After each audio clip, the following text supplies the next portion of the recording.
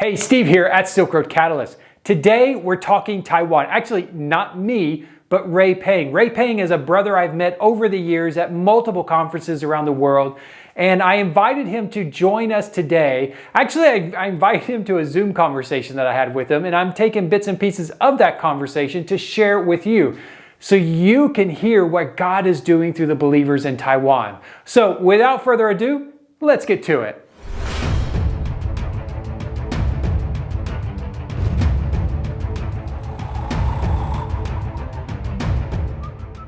Hello, I'm Ray Peng. I was born into a intervarsity family. My parents, they are like full-time student ministry workers here in Taiwan.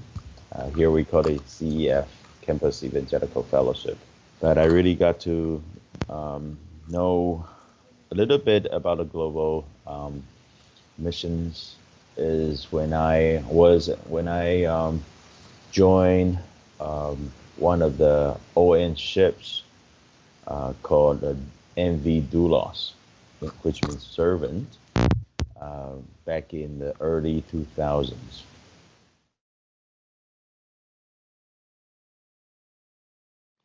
Christianity in Taiwan, you can start, well, when you say back in the days, there are two ways to look at it, maybe three. One is 150 years ago, the first batch of Presbyterian missionaries came from Canada and also UK, especially the Scottish missionaries came from England.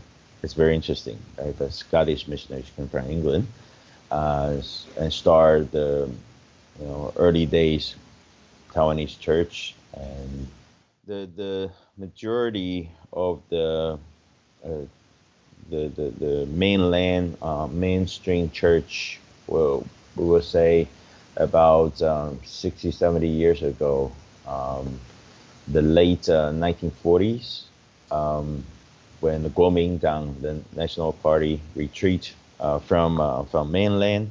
They brought more than 1 million military and families and other folks from the mainland China, and also most of the missionaries in mainland China. Within a very short period of time, majority of them moved to Hong Kong and Taiwan and other Southeast Asia countries. So that's where the Taiwan evangelical or Christian churches start to actually grow and have all these different denominational churches in different cities and start to have their root in indigenous Christian movement.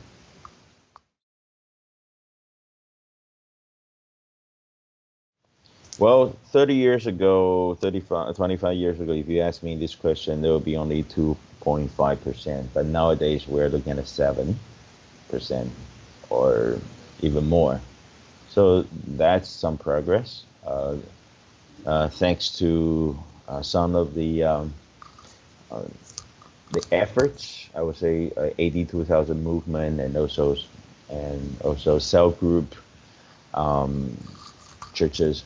Have a lot of rallies and taking places, and also some efforts from different denominations working together.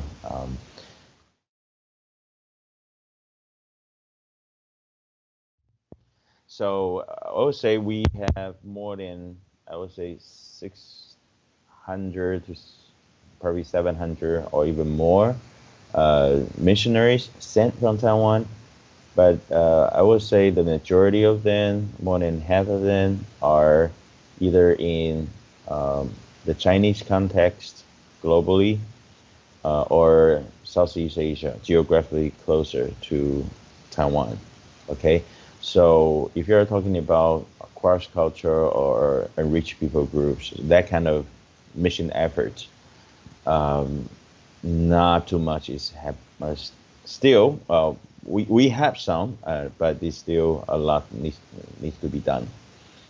The Campus Evangelical Fellowship in involved a lot with that because we have this YMC Youth Missions Conference, Qingshen, every 3 years. Is a bit like Urbana in the States.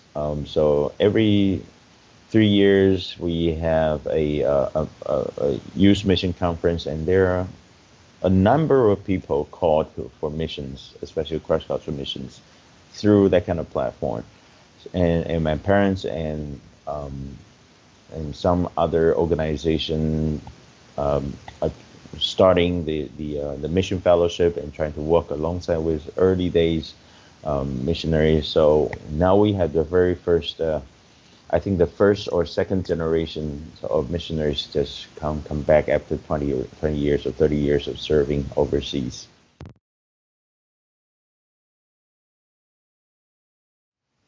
Well, to be very frank, there are so many people still seeing Taiwan as a very much enriched, well, island in Far East, and these people are just so helpless and need our help. Well, these days are gone. We have more than I would say more than 80 churches have more than like 1,000 or 2,000 members every Sunday. Taiwan have the most religious freedom in, I would say, all over Asia, even much better than Japan. Well, in terms of religious freedom, you can do almost like everything you want.